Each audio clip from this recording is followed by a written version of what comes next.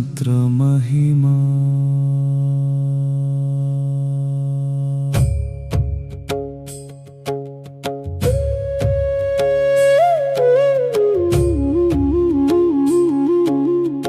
హంసమంత్రము పరమ పావనము సోహమనే పరబ్రహ్మగానము నిశ్వాసోచ్ఛ్వాస నాదములోన నిత్యముగ జపించు దివ్యమంత్రము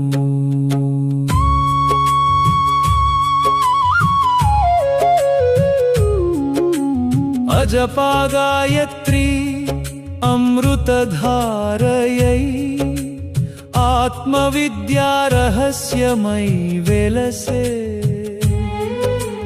హంసః పదముల హృదయ గుహలో అఖిల వేద సారమై ప్రకాశించే ఋగ్వేద గర్భమున వెలుగొందిన శుచి సద్హంస స్వరూపుడవే అంతరిక్షమున అణువణువున అఖిలాండ కోటుల నిండియున్నవే అగ్నిలోనను వాయువులోనను ఆదిత్య కిరణములలోన వెలసి భూత భవ్య భవనాధిపతివై భువనమెల్ల పరిపాలించువే హంసమంత్రము పరమ పావనము సోహమనే పరబ్రహ్మగానము నిశ్వాసోచ్ఛ్వాస నాదములోన నిత్యముగ జపించు దివ్యమంత్రము సోహమనే శబ్దముగ శ్వాసలో స్వయముగ జపములు సాగుచుండే రోజున 21,600 రహస్యార్చనలు నీయందు చేరే లోనికి పోవగసో నాదమై వెలుపల రాగ హమ్మి నాదమై జీవుని బ్రహ్మముతో కలుపువంతెనై జగమునందు జ్యోతిర్మయమై నిలిచే హంసమంత్రము పరమ పావనము సోహమనే పరబ్రహ్మగానము నిశ్వాసోచ్ఛ్వాస నాదములోన నిత్యముగ జపించు దివ్యమంత్రము సనక సనందన మునులకై హంసరూపమున హరిబోధించే ఆత్మతత్వ సుధారసమును అమర జ్ఞానముగా ప్రసాదించే బ్రహ్మవాహన మహాహంసవై వివేక దీపమును వెలిగించే పాలు నీరు వేరు చేయునట్లు పరమార్థమును చూపించే హంసమంత్రము పరమ పావనము సోహమనే పరబ్రహ్మగానము నిశ్వాసోచ్ఛ్వాస నాదములోన నిత్యముగ జపించు దివ్యమంత్రము పరమహంసుల అథమిదియే ఆశబంధముల విడిచే మార్గము మనసుని మౌనమున నిలిపియుండ మహాసమాధికి దారియగున్ శుకయోగీంద్రదత్త మునీంద్రుల చరణరజనితో పవిత్రమై ఆత్మ విచార దీక్ష గలవారికి అనుభూతి రూపమై వెలసు హంస మంత్రము పరమ పావనము సోహమనే పరబ్రహ్మగానము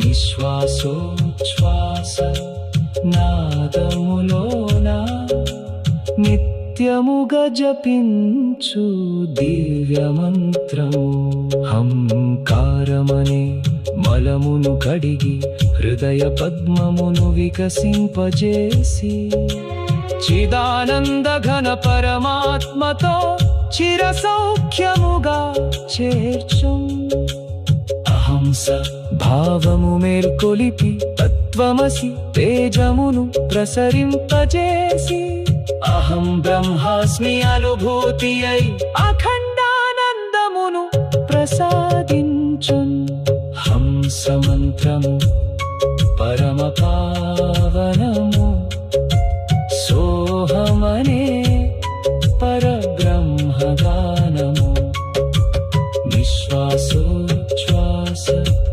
నాదములోన నిత్యముగా జపించు దివ్యమంత్రము హంస మంత్రము హృదయ నిలయము సోహమంత్రము మోక్షప్రదము శ్రీ పరబ్రహ్మ పరమహంసునికి శరణు శరణు శరణు నిత్యము హంస సోహం సోహం హంస పరమాత్మైవాహం.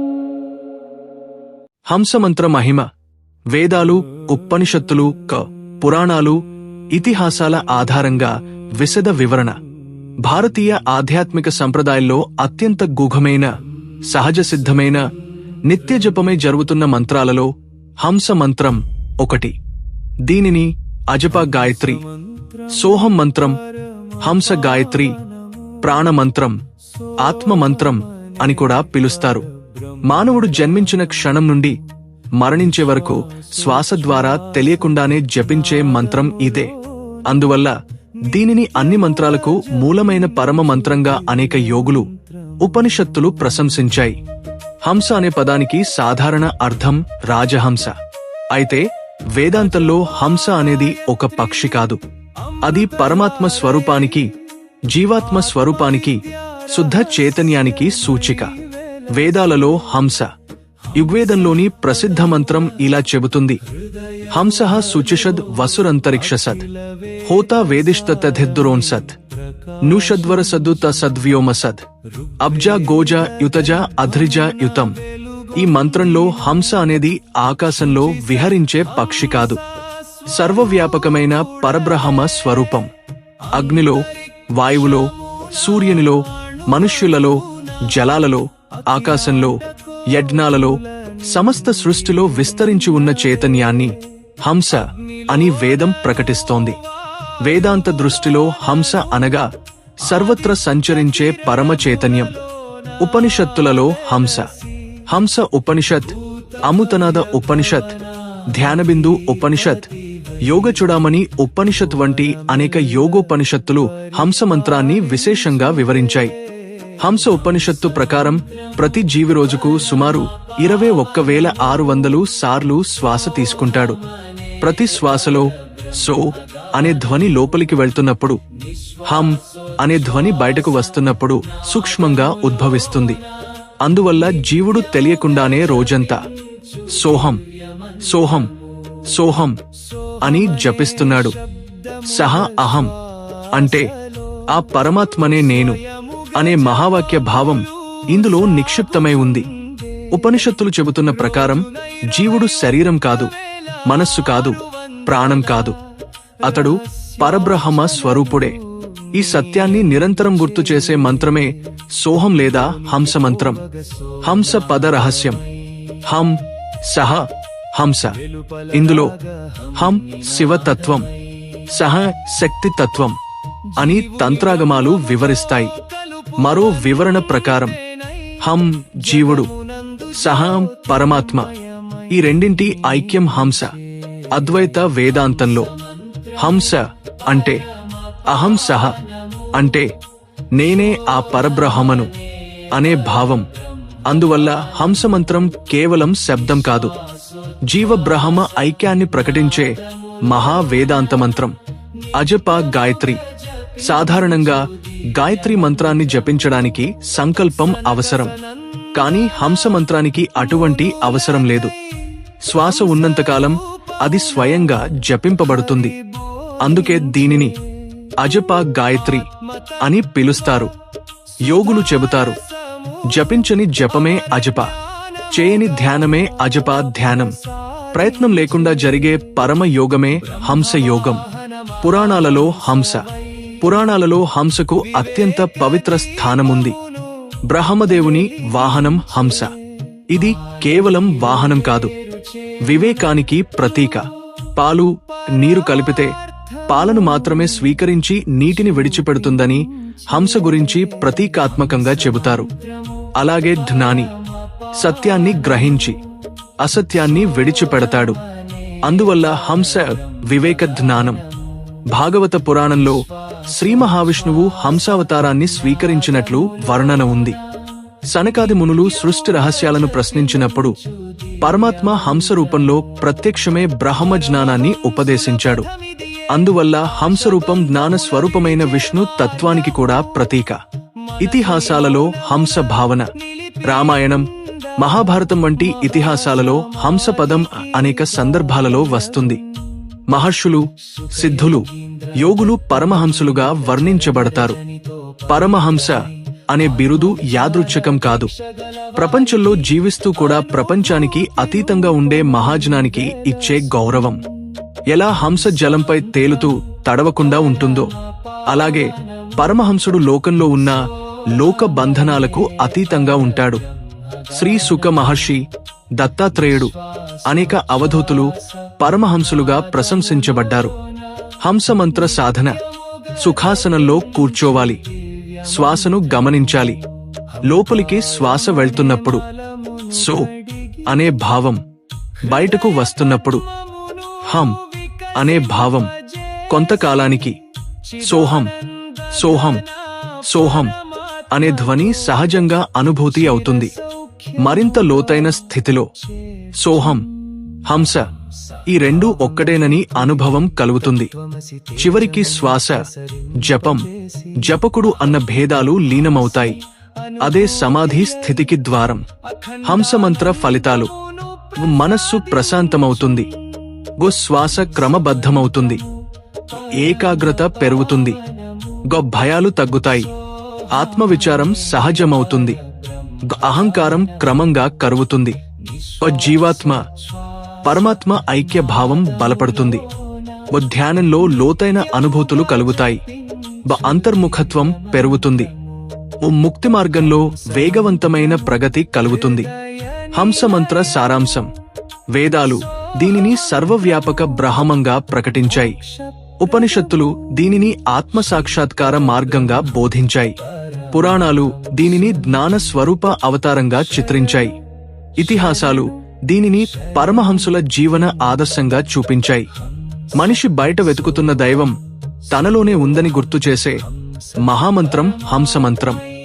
సోహం అనేది కేవలం శబ్దం కాదు, అది జీవుడి అసలు పరిచయం. అది ఆత్మ యొక్క నిత్య గీతం. అది ప్రాణం యొక్క రహస్య జపం. అది వేదాంతం యొక్క హృదయం. అది యోగం యొక్క శిఖరం. అది పరమహంసుల అనుభవం. అది పరబ్రహ్మంతో జీవుని ఏకత్వ ప్రకటన. సోహం హంసః అహం బ్రహ్మాస్మి తత్వమసి సర్వం ఖల్విదం బ్రహ్మ.